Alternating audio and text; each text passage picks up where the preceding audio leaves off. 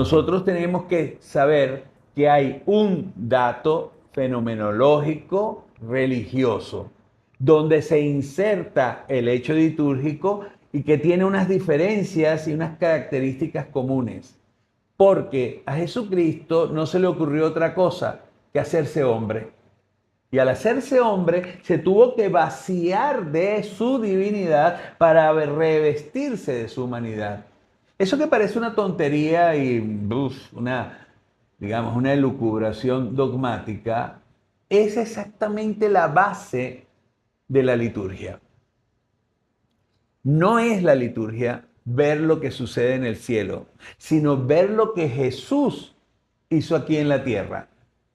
Coyunturalmente Jesús es hebreo. Y dije coyunturalmente porque se podía haber encarnado en cualquier otro. Pero fue y decidió encarnarse en ese pueblo que ya tenía unos códigos bien interesantes. Bueno, en estos días hemos estado viendo a Dios pelearse con ellos y ellos deseando las cebollas y las ollas llenas de carne de Egipto. Bueno, ese grupo, que es un grupo importante, se convirtió en el sitio donde el Hijo de Dios decidió ser hombre. Entonces, habló arameo, habló hebreo, se presentó como cualquier hijo de vecino. Era el hijo del carpintero. Yo no sé si recordamos en nuestro argot venezolano el hijo de la panadera, como diciendo un cualquiera.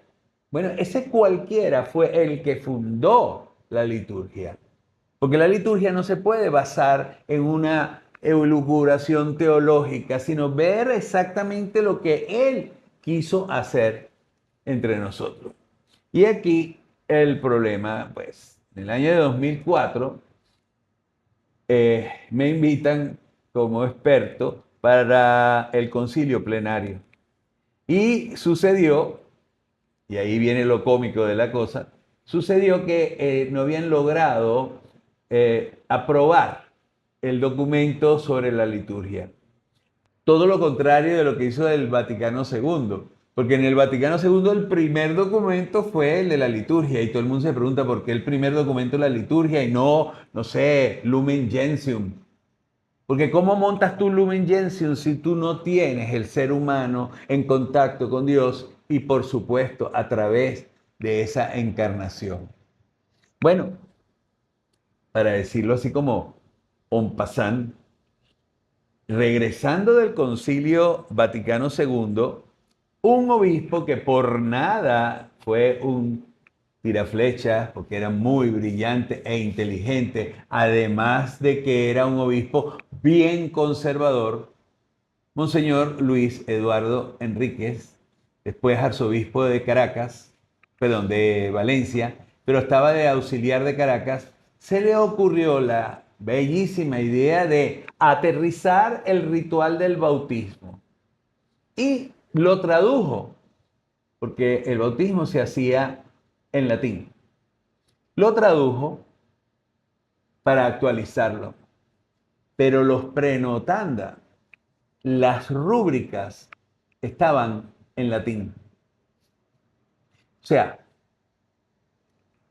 venimos de Monseñor Navarro, que hizo un sacerdotale, que era un libro que se metía en el bolsillo de la sotana, por eso las sotanas tenían bien grandes los bolsillos, escribió las bendiciones para que el sacerdote las hiciera en latín, pero las rúbricas eran en castellano.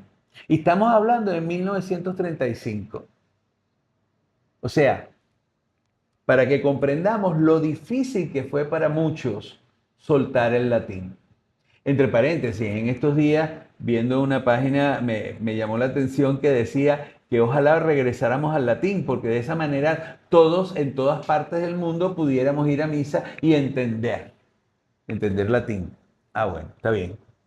Pero fíjate qué poca memoria tenemos.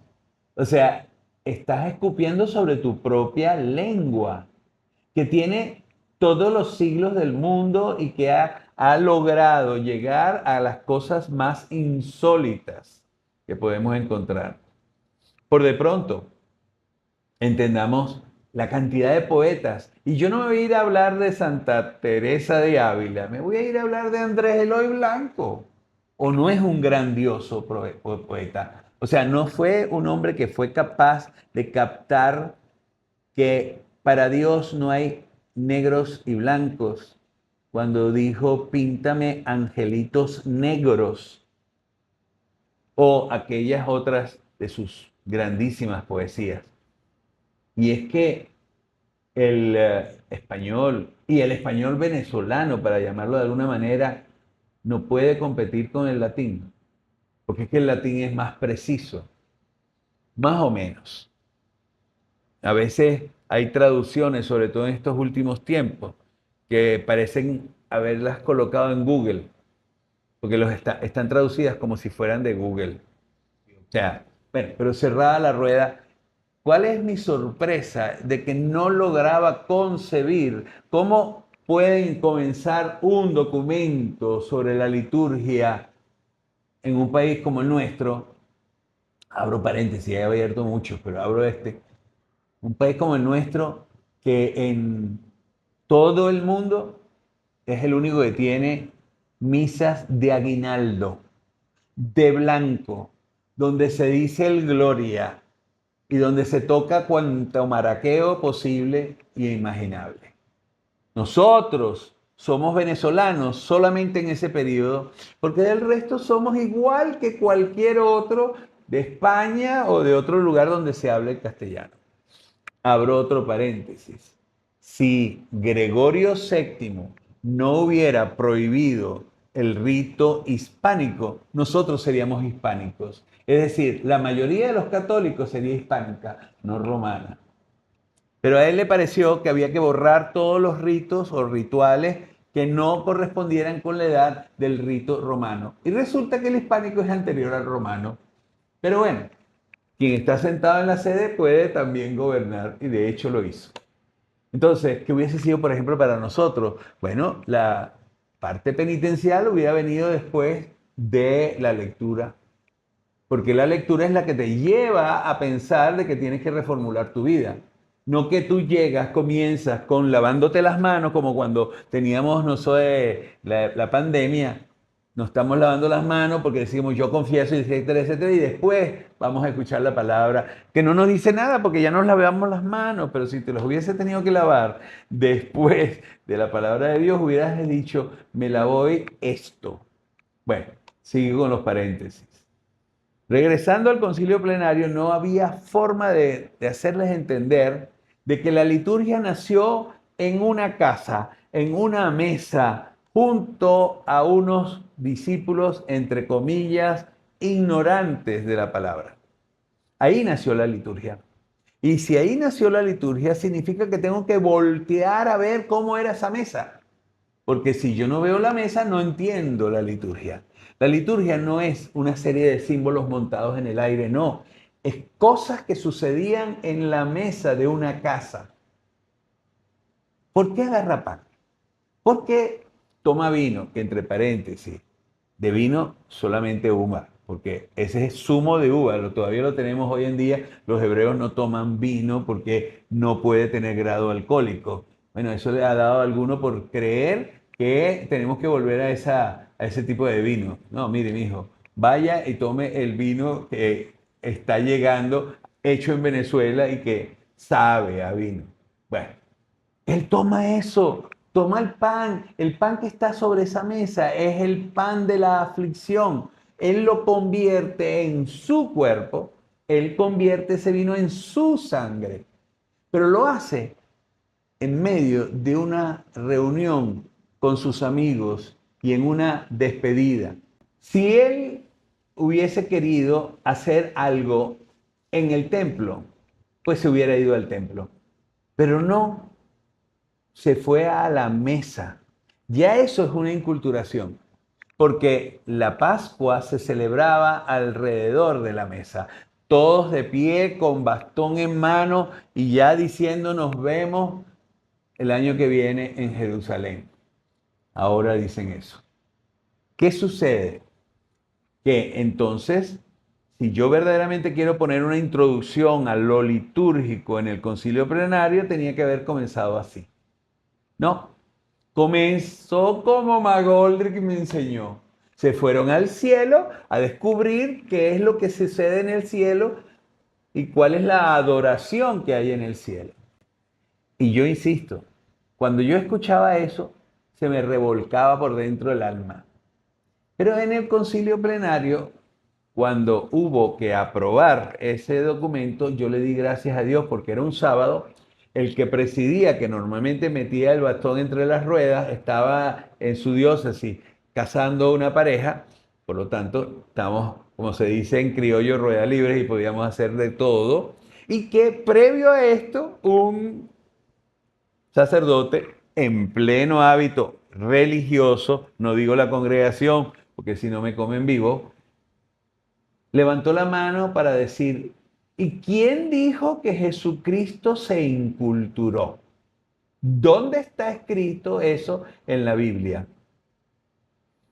Y yo dije, ay Dios mío, hay que ver que, bueno, yo pensaba que este aparato que se ponen aquí le tranca los cerebros, pero yo veo que en ese caso, creo que fue la faja, la faja que tenía, que le trancaron los cerebros. Mira, eso fue la bendición. Yo nunca lo hubiera creído. Se votó la parte de inculturación totalmente. Todos levantaron la mano menos uno, él. Y eso fue simpaticísimo porque al principio, cuando yo le hablaba esto a los obispos que estaban en esa comisión, que por supuesto la comisión era litúrgica, pues, entre paréntesis, yo estuve en esa comisión de liturgia por años. Oye, no me entendían, pero en ese momento se picaron, porque si nosotros empezamos a buscarle a Jesús el pelo, se lo conseguimos, porque en el Evangelio, y sigo insistiendo en esa frase durísima que dije en estos días en una homilía, nosotros los católicos somos los que celebramos la palabra de Dios, no los evangélicos. Los evangélicos están pegados todavía en el estilo que tenía Lutero. Una perícopa y esa la leen y esa la van a ver cada año. Nosotros no, nosotros tenemos 3 ciclos más 2 ciclos en semanados y entonces en eso tenemos el 86% de la palabra de Dios. Y podía haber sido más si nos hubiésemos tomado en serio el jubileo del año 2000. Bueno, que en el jubileo del año 2000 yo espero y espera ese tercer volumen, por así decir, la tercera edición del misal. Resulta ser que la tercera edición del misal fue la misma para añadir los santos que se habían hecho en esos años y para destruir la plegaria eucarística número 5 y traducirla al latín, que nunca fue traducida al latín, nunca fue mandada en latín. Francés, alemán, o sea, el grupo de Suiza que habla esos 3 idiomas, italiano. En esos idiomas se produjo esa plegaria eucarística y era una plegaria eucarística tan aterrizada que tú agarras la que está ahorita en el misal y agarra la que era y vas a ver el desastre.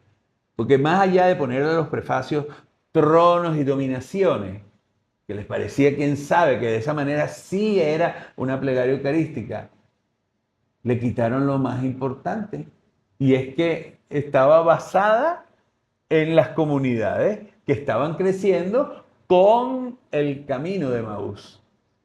Bueno, cuando fue aprobado con casi, digamos, el 100%, yo dije entre mí, oye, definitivamente Dios hace su realísima y divinísima gana.